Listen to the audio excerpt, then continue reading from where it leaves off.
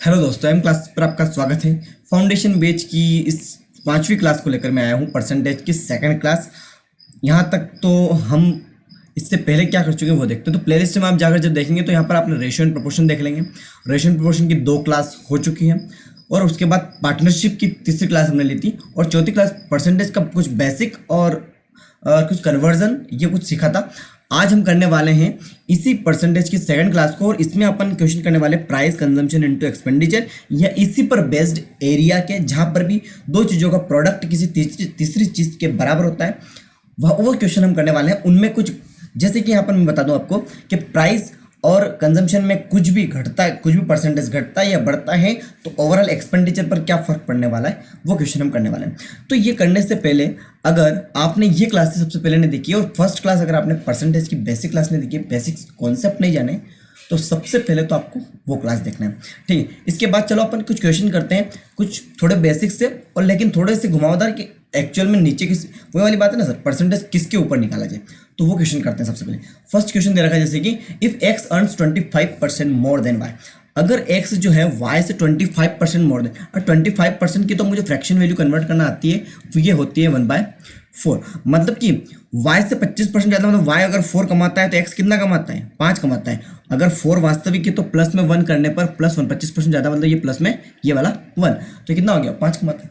अब ये पूछा है y x से कितना प्रतिशत कम कमाता है, y x से कितना, सॉरी y x से कितना प्रतिशत कम कमाता है। मैं बोलूँगा एक कम कमाता है किस पर, x की बात कर रहा है, x से, तो x से को नीचे रखना है, इनटू में 100% करना है, तो एक्चुअल में कितना प्रतिशत कम कमाता है, यहाँ से निकल जाएगा 20%। ये कुछ बेसिक क्वेश्चन है, बी फॉर बॉल, मेरा आंसर हो जाएगा बी 20%। ठीक है, इसके बाद नेक्स्ट क्वेश्चन करते हैं।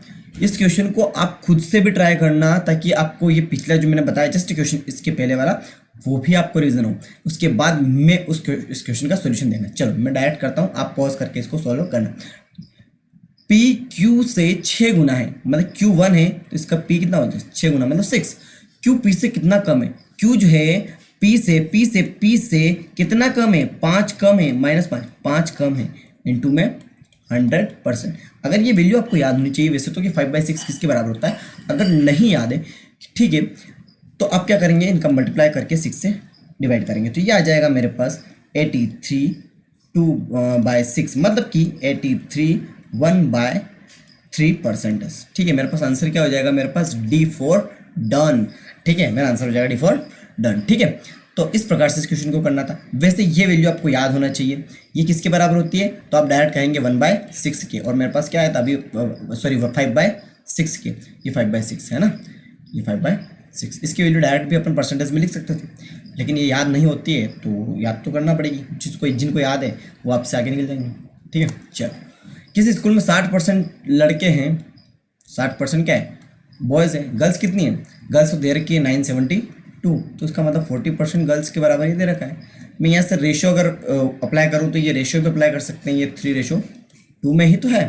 ठीक है, 2 = ये दे रखी है तो 1 = कितनी आ जाएगी, 1 = आ जाएगी, 2 = वैल्यू क्या है 1972 है, तो 1 की वैल्यू हो जाएगी 4, 2 चौक 8, 2 8 16, 2 छंग 12, तो अपने को 3 की वैल्यू निकालनी है, तो 4 8 6 इसको मल्टीप्लाई करेंगे, आ जाएगा 558 और 1458, मतलब कि बी फॉर बॉल।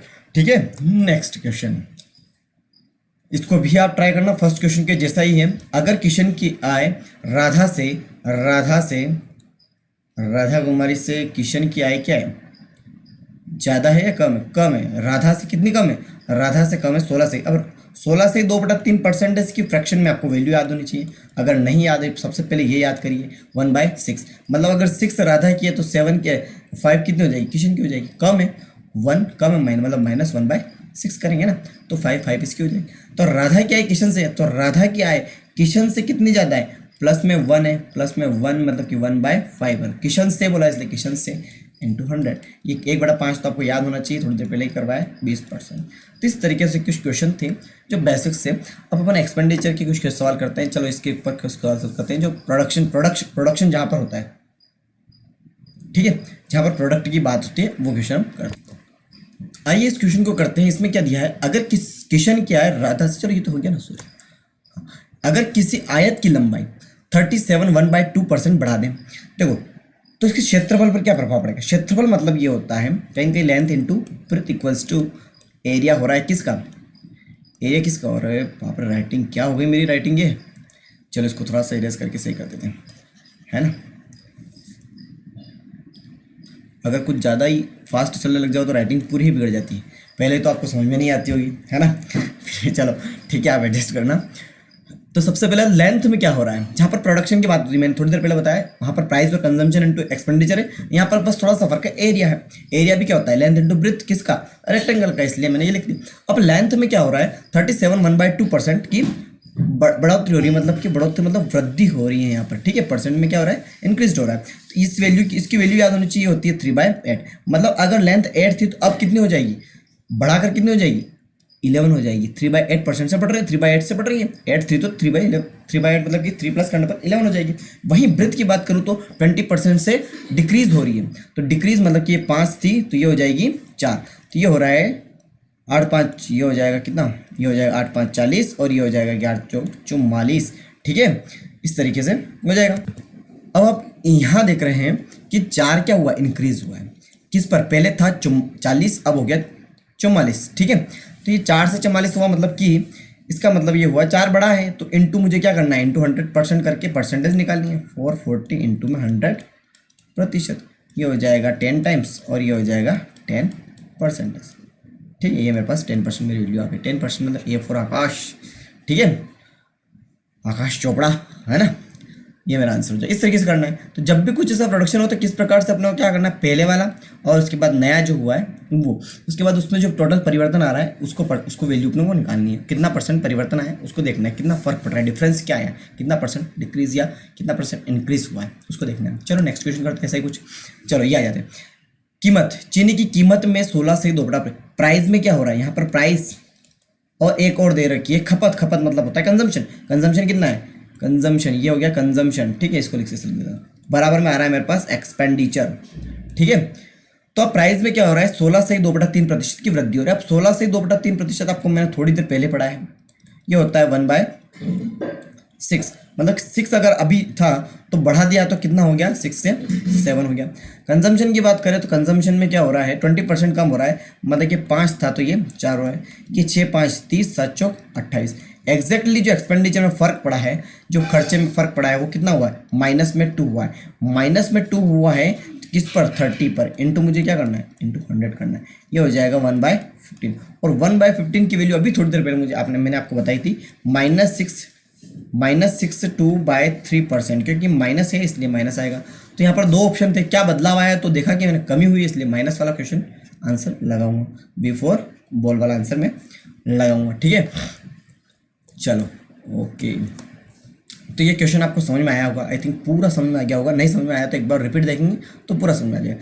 थोड़ी सी मेहनत आप खुद से कर लिया कीजिए ताकि समझ में जल्दी से आ जाए, ठीक है। Next question, cost of cinema is increase by 57 1/। चलो सिनेमा की कॉस्ट दे रखी सबसे पहले तो इनटू में अपन देखेंगे तो प्राइस ऑफ टिकट, टिकट की प्राइस, ठीक है। इसका मतलब ये दोनों मिलकर क्या होगा? रेवेन्यू बनेगा, ठीक है। जो भी रेवेन्यू आया वो आ जाएगा। अब देखते हैं कि एक हुआ क्या है। सबसे पहले कॉस्ट ऑफ सिनेमा कितनी है? 57 1/7% बढ़ी है। अब इसकी वैल्यू मैंने आपको याद हो तो फर्स्ट वीडियो में करवाई थी और वहाँ पर गलती भी हुई थी, इसलिए आपको ये तो पक्का होना ही चाहिए याद, क्योंकि 4/7 होती है। मतलब अगर 7 इसकी मान है तो 4 बढ़ गई है, 7 4 कितनी हो जाएगी? 11 हो जाएगी। वही टिकट की वैल्यू में क्या हो रहा है? ये इंक्रीज हो रहा है कितना? 16 2/3। अभी जस्ट बताया इसकी वैल्यू होती है 1/6, मतलब ये 6 थी तो अब क्या हो जाएगी? 7 हो जाएगी। यहाँ पर जो फर्क पड़ा हुआ है 7 छंग ये हो जाएगा 42 और 11 7 77। कितना इंक्रीज हुआ है यहाँ पर? ये इंक्रीज हुआ है 35। किस पर? 42 पर। इंटू मुझे क्या निकालना? 100%। तो यहाँ से निकालेंगे 7 5 और 7 6। 5/6 की वैल्यू भी आपको याद होना चाहिए, नहीं याद है तो इसको सोल्व कर लीजिए। अभी इसको इस प्रकार से सोल्व करना है, इंटू परसेंटेज है, इसको सोल्व करेंगे तो आएगा 83 1/3%, ठीक है।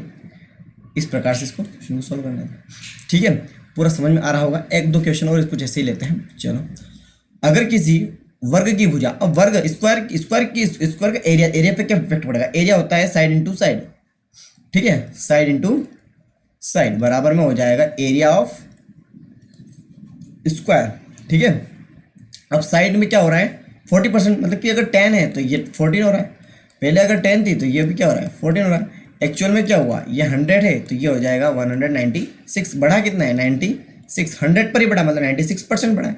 सिंपल सा question, A for atom bomb. ठीक है, चलो नेक्स्ट क्वेश्चन। जब कीमतों में 12% की वृद्धि होती है, यदि व्यय को समान रखना है तो खपत कितना। चलो प्राइस में क्या हो रहा है 12% क्या हो रहा है प्राइस जो होता है। चलो एक एक एक छोटा सा पहले तो मैं आपको ये बता दूं कि ये, चलो ये तो ठीक है। अगर मैं कहूँ आपको कि 5/6 है ना, इसमें काय से मल्टीप्लाई करूँ कि 1 बन जाए, तो आप कहोगे कि 6/5 से मल्टीप्लाई कर दो।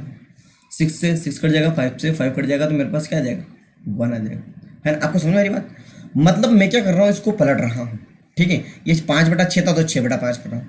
मतलब अगर एक बनाना हो, मतलब किन्हीं दो चीज़ों को समान बनाना हो, अगर ये कहूँ मैं कि ये 1/1 है, दो चीज़ों को समान बनाना हो तो इसके रिवर्सिबल मतलब कि उसको पलट दो और मल्टीप्लाई उससे कर दो ताकि नंबर मेरा पास सेम आ जाए। तो इसने पूछा है, यहाँ पर दे रखा है पहले से, इसने पूछा कि बोला है कि एक्सपेंडिचर जो है, एक्सपेंडिचर तो लिख लेना। ठीक है, ये सेम रहे और सेम रहे, इसका मतलब यहाँ पर जो वैल्यू आएगी उसको मैं यहाँ पर पलट दूंगा। ठीक, यहाँ पर दे रखा है 12% की वृद्धि, मतलब कि अगर ये 100% है तो ये कितना हो जाएगा 112। ठीक है, इसको मैं इसलिए लिख सकता हूँ, ये 25 है तो ये 28 है।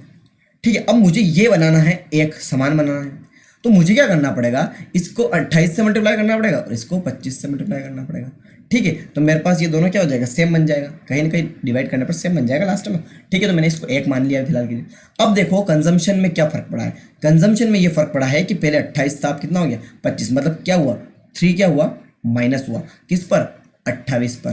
तो ये क्या हुई, मेरे पास कमी करनी पड़ेगी कंजम्पशन में, क्या खपत में कम करना पड़ेगा। कितना परसेंट कम करना पड़ेगा, यहाँ परसेंटेज निकालो, इसको काट लो, इसको काट लेते हैं। चलो 3 तो रहे, इससे रहेगा, इसको काट ले से 4 7 28, 4 से 25, 25 तिया 75 बटा 25 तिया 75 बटा 7, 75/7। इसको लिख देंगे अपन 10 5/7%। तो मेरे पास आंसर क्या आएगा 10 5/7%।